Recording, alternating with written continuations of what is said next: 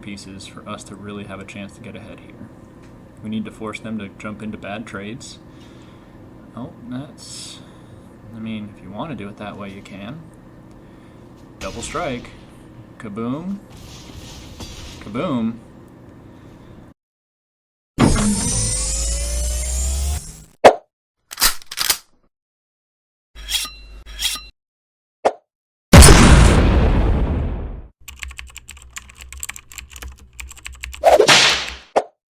Hello and welcome to the Florida Men Gaming. My name is Furion and today we're playing Magic the Gathering Arena. But before we get started, I would like to ask that you please like this video, subscribe to the channel, leave a comment down below, let us know what you think of the content so far, if there's anything you'd like to see, or just if you want to say hello. We are happy to have those conversations. And if you're over there on Rumble, go ahead and smash that Rumble button. For today's deck, we're playing a version of Mono White Aggro that was a hybrid build put forward by JayvillainMTG. Once again, I've plugged some of his decks and his deck types before. If you're not on his content, you need to be. He is a genius when it comes to putting decks together, and his brews tend to be very competitive and very accessible for most players. We made some minor adjustments to what he was running. If you take a look here, in his original build, he had 4 Archons of Emeria. I didn't have 4 Archons of Emeria, so I scaled down to 2. Added in a Touch the Spirit Realm additionally, and I maxed out the Skyclave Apparitions. That was the only major changes we made to his initial deck type. What we're doing with this deck is we're running 2 Paladin class, 3 Touch the Spirit Realm, 2 Chaplain of Alms, 4 Intrepid Adversary, 4 Luminarch Aspirant, 2 Thalia, Guardians of Thraben, 3 Brutal Cathar, 4 Elite Spellbinder, 2 Adeline Resplendent Cathar, 4 Skyclave Apparition, 2 Archons of Emeria, 2 Redain God of the Worthy, and 2 The Wandering Emperor. Land base, 16 planes, 2 Elganjo, Seat of the Empire, Iganjo, Seat of the Empire, 3 Cave of the Frost Dragon, and 3 Field of Ruin. What makes this deck special is its anti-meta design. So what we're looking at here with the Archon of Emeria, this is kind of the linchpin card. This is a 2/3 from the Zendikar set, 2 and a white, flying. Each player can't cast more than 1 spell each turn. Non-basic lands your opponents control enter the battlefield tapped. So if opponents are playing non-basics, they enter the battlefield on their side. It's very much like the snow tax that Redain plays. And the other upside here is against runes decks, the Archon of Emeria absolutely shuts them down, as they are not able to chain off their rune combos. They can only cast their first spell, and if they have additional things to play, they can't do it. Other things that are interesting going on here, we have the Touch the Spirit Realm. This is a really cool spell, not only for exiling like a Borrowed Time, but for flickering. You can actually channel it to discard the spell and exile a target artifact or creature, return it to the battlefield under its owner's control at the beginning of the next end step. If an opponent happens to, say, take one of your cards and they have it on their side of the battlefield, you can flicker it, exile it, and have it return to the battlefield on your turn. I've done it to great effect, and it's a really great defensive play, so it's worth actually exploring. Thalia, Guardian of Thraben, taxes the heck out of stuff, as we all know. Paladin class, great card. Chaplain of Alms is an interesting inclusion. Nice little 1/1 pressure that has first strike, and once you land a Luminarch Aspirant or a pumped Intrepid Adversary along with it, then it suddenly starts really getting scary, as it can tend to compete with the big boys.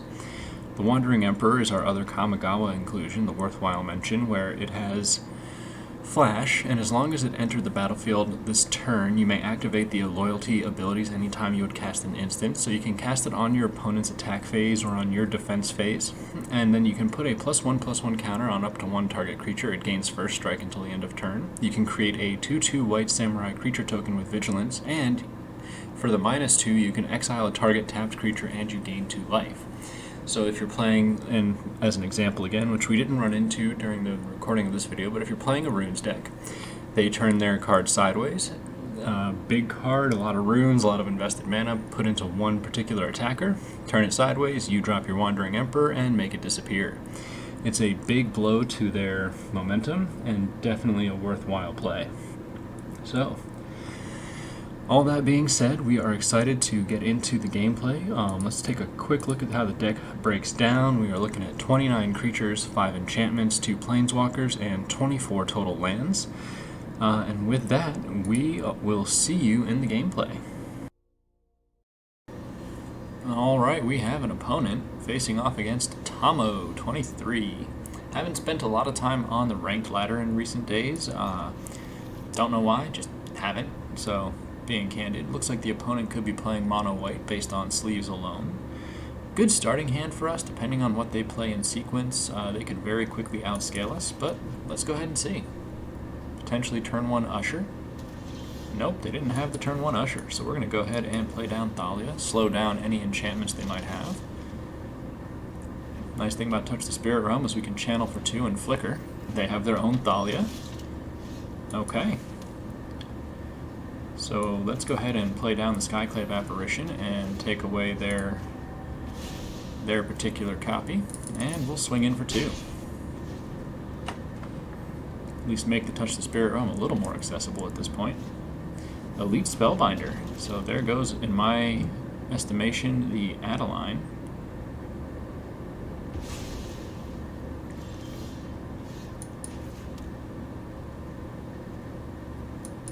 We'll go ahead and get our Paladin class down so we can start leveling that.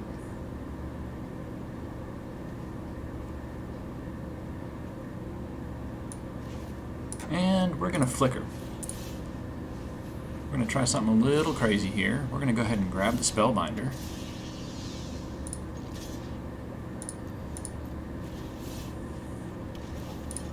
Take away their aerial threat and leave them with a 2/2 that won't be able to get through our Thalia.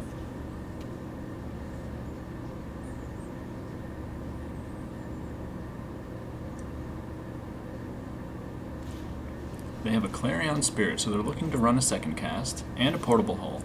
Does the Portable Hull go after the Thalia? It does. Okay, that's the call I would have made. There's the swing in for 2 that we expected. And there's the mana we need to get down Adeline. Go ahead and hold. Next turn we'll pump the Paladin class and we'll start swinging. Luminarch Aspirant. Luminarch Aspirant. Okay. That is terrifying. Do they start pumping the flyer?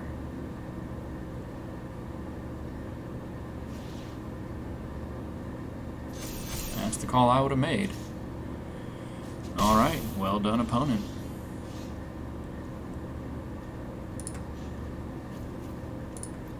Let's go ahead and get a body in front of the flyer.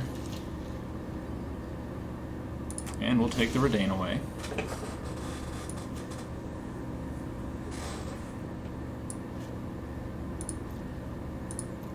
And we'll hold. Alright, now the Adeline can kill just about anything on the ground. Opponent has to pay 5 mana to get just the standard Redain to the board. Do they... Yep, they're going to continue to pump that spirit and make it big. Well, now they're diversifying their counters.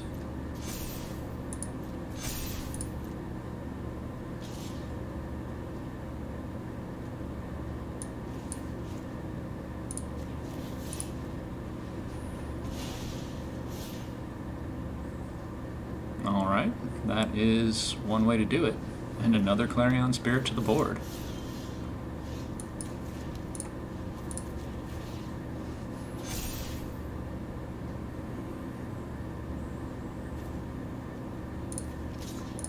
Let's see if we can't start chipping away at their army. Do they want to kill our Spellbinder? My guess would be yes, but they're a little ways away from their next double cast, so now we can start handling their ground forces, which is exactly where we want to be. Spellbinder is a worthy sacrifice to the cause to make this happen.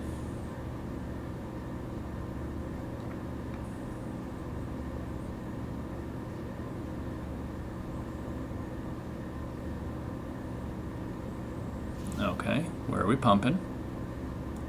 Alright, they're going to make the spirit bigger. Could really use a Brutal Cathar at this point. Thalia is a nice pickup. Let's go ahead and make them think twice about this. Big 7/7 double strike, so they're not going to have enough bodies to get in the way. But they can start sacrificing pieces.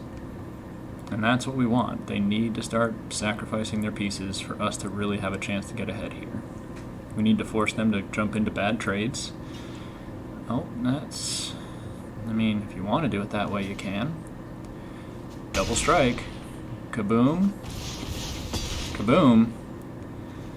That is a dangerous playline to go on. Uh-oh. That explains it. Brutal Cathar is going to level the playing field for the opponent.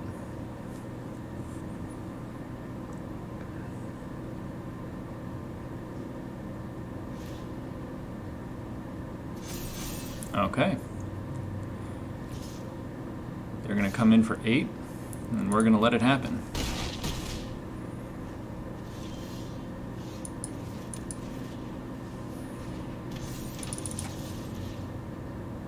And we get to double strike, so they're going to have to put something in front of us. That's what we want to see. Perfection. Do we have enough to stop them now? Let's find out. Athalia. Uh-oh. Where do they put the counter, and what do they swing with? If they swing with everything that they have, they'll be able to go through. That's an interesting play. Do they try and take me out? Alright, they're giving me a chance. Not much of a chance, but a chance. And we lose. Alright. Well, I'm not going to lie. This deck performed a lot better during play testing. This one was just a less than ideal matchup. We flooded out bad for a deck that's not running all that many lands, and we're going to let them have their victory. Alright, we have our opponent, Wandering Emperor Sleeve, and a bunch of characters that I don't know. 2 mana, a little bit of a dangerous keep, but some really good pieces to pair it with. First Strike plus the Aspirant means that we're going to start getting a very advantageous growth cycle on the Choplin. The fact that it does have the Ward is good for us as well, which means it'll be harder to kill. And by the next turn, we can put down the Adeline and start building our board a little wider. Elderfang Disciple. So we're going to go ahead and discard the Paladin class. Looks like the opponent could be playing a discard tribal deck, which is less than ideal. But we'll take a look next turn and see what happens. Fortunately, that's a weird block. I would have elected to take the 1 damage, not the 3, but hey, that's on them. Another Elderfang Disciple. We're going to commit all in and hope that they don't have a big enough meat hook here in just a minute.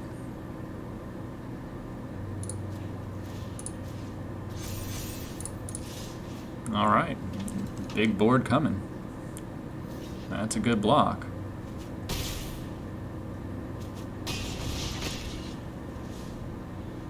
Our hand is empty, so now your discards are not going to do anything.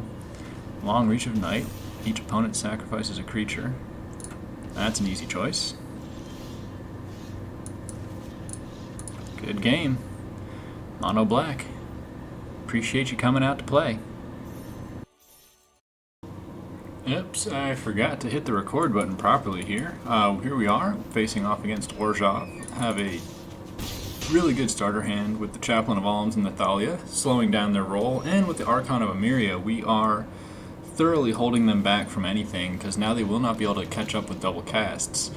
Let's take, and they're gone. That is spectacular. That is the starter you want. And with that, we are now into Platinum.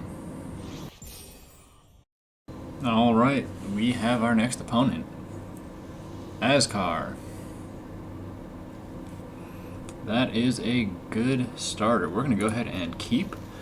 we're actually going to go Cave of the Frost Dragon and Choplin on 1, Luminarch on 2 to start pumping, Adeline on 3, and then we'll drop the Paladin class depending on circumstances of the game.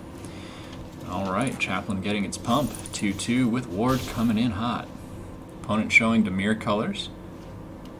Black, blue, blue, hunt for specimens. Alright. Field of Ruin to the board, Adeline coming down. Let's go ahead and give ourselves a precautionary pump here. And we'll swing in. Interesting again that they're electing to block the 1-1. I guess they'd rather have the token off the board to de-escalate the Adeline. Opponent is at least 2 turns away from being able to drop a Meathook Massacre. Fateful Absence, though, is a very effective use. Let's go ahead and drop that, and pump, and swing. Opponent is now down to 8 health. Next turn will be the last turn for them unless they can wipe the board now. Actually, the Environmental Sciences will buy them just a little bit of time. Unless I get another Paladin class. Most likely what I'll end up doing next turn is holding at least 2 mana open so that I can touch the Spirit Realm, potentially the Luminarch Aspirant, but we'll have to wait and see where this match is going to take us. Alright, they elect to go for a Plains. Could be another Fateful Absence. Oh, it's a hunt for specimens. Okay. Another Plains to the board.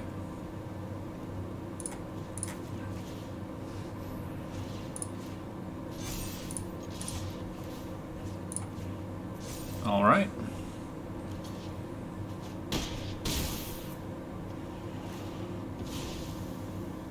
Opponent has one more chance. Do they have the ability to put bodies on the board? Even if they do, Skyclave Apparition can hold them back. They do have enough for a board wipe though, so we'll have to see what they end up doing here.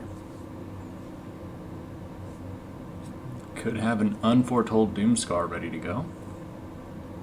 And I didn't, like I had promised myself, hold up Touch the Spirit Realm, but I think I'm a mana away from being able to Cave of the Frost Dragon. I'm going to refrain from touching it lest they see what I'm trying to do. Alright, let's just go ahead and swing. Go ahead and put the counter on the Luminarch.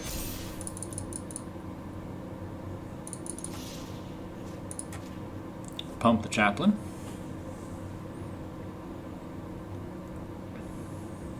And let's see what they're going to do here. Fading Hope.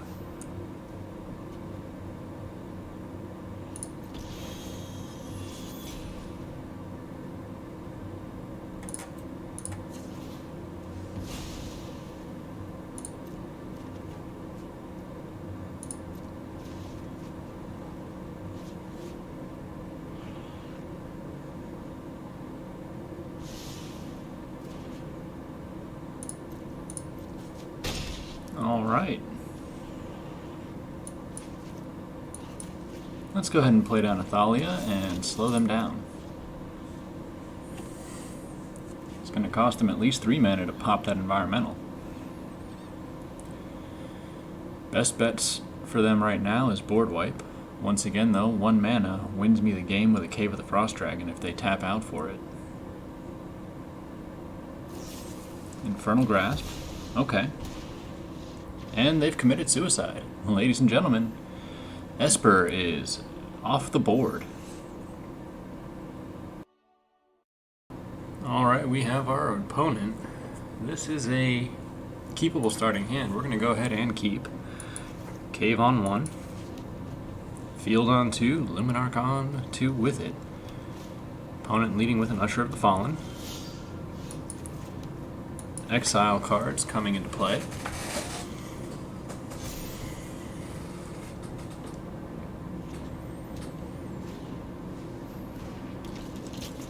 Thalia is not a worry for us.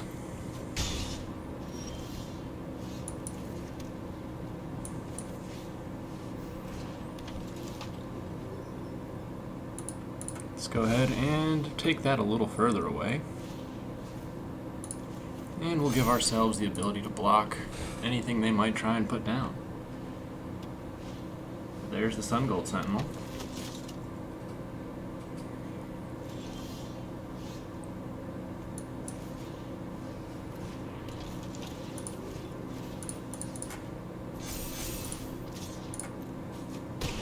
And the opponent takes a big hit.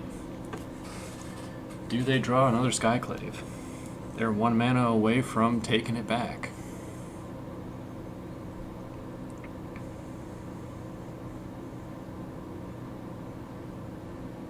They're sitting on 2 cards. Not entirely sure what they're waiting on with that. Another Field of Ruin.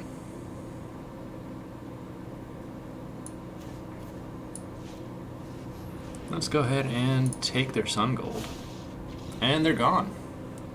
We moved a little faster than they were ready for. We have our next opponent. This is a keepable hand, so we're gonna keep. Down on 1 with a Paladin class. Opponent showing Board Wipe Sleeves.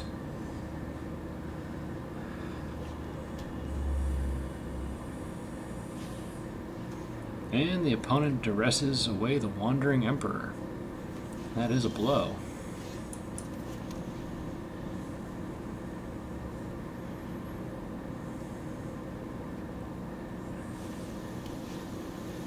Reckoner Bankbuster down.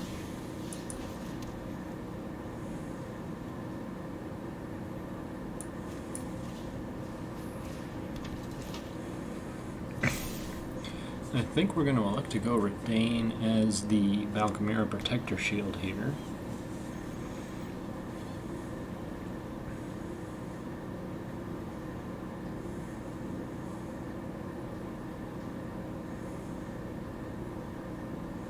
Let's see if the opponent elects to do anything.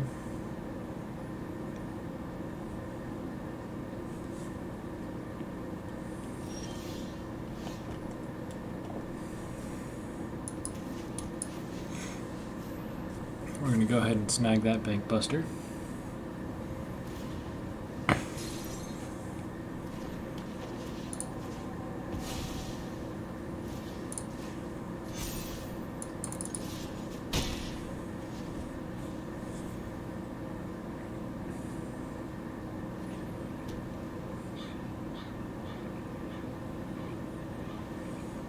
Alright, just waiting on the opponent here. Taking their time to make any decisions, as Esper players tend to do.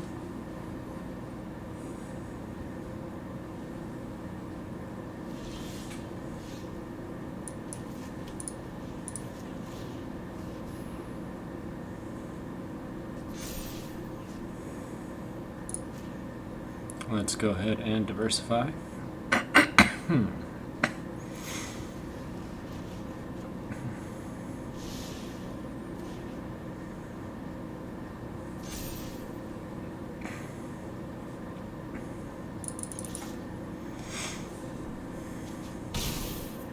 Alright, we will go ahead and swing in, see if we can get the Luminarch down. Maybe we draw out some counter magic, which will allow us to get down the Retain as the shield. They may also elect to Meathook Massacre here, but we shall see. Opponent's up to 5 mana, and continuing to pass turn. Lier, Disciple of the Drowned.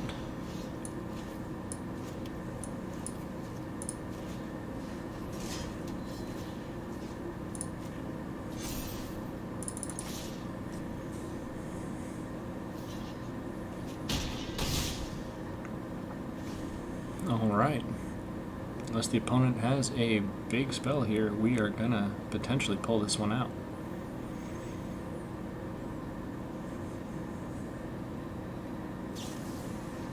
Well, that is a good play on their part, and they'll be able to swing it back again.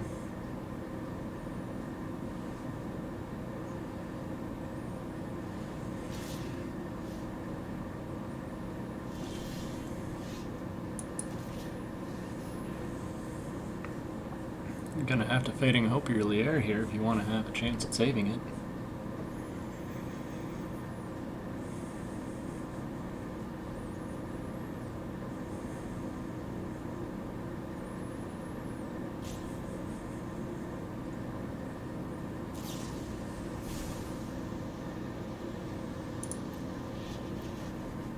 Okay, interesting choice.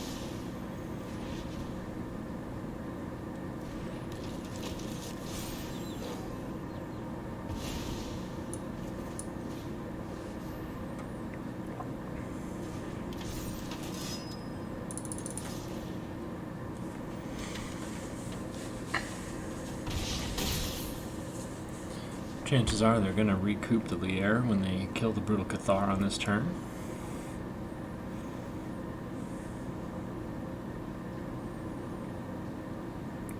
I'm suspecting board wipe, but we'll wait and see. If anything, we'll just power up the cave on the next turn and finish the game. Shadow's Verdict. There goes everything.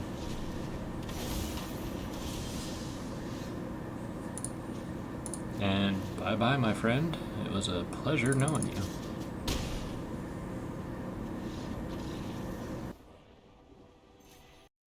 Alright, and we're back. So this deck has performed marvelously. You're going to get a lot of wins, as you saw, but we'll go ahead and give you the full stat line breakdown from untapped.gg. So let's go ahead and pull that over here. What we're looking at is a total deck record of 7-5.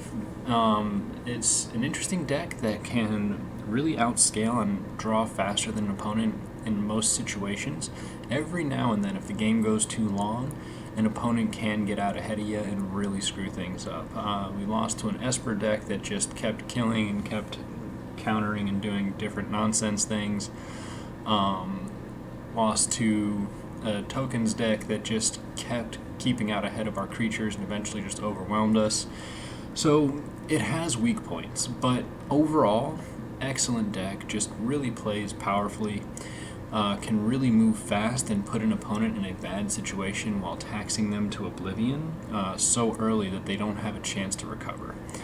If you're looking for a good variation on the Mono White build, this is one I definitely recommend checking out. If you have some of these core cards already, build it. If you don't, work your way through some substitutions. Archon of Emeria was a great tempo halter for some of the people we played today. If I can get another one, I'm going to try and get another one of them. May even adjust counts on something else to make it happen. Might take out a Field of Ruin and add one more Archon. Just that way we avoid flooding. We're running 24 lands. We don't usually need to run 24 lands. That being said, though, definitely an excellent deck. Definitely worth the play if you are looking for a good mono white deck that can fight against the current meta and succeed. So with that, I am Furion from the Florida Men Gaming, signing off.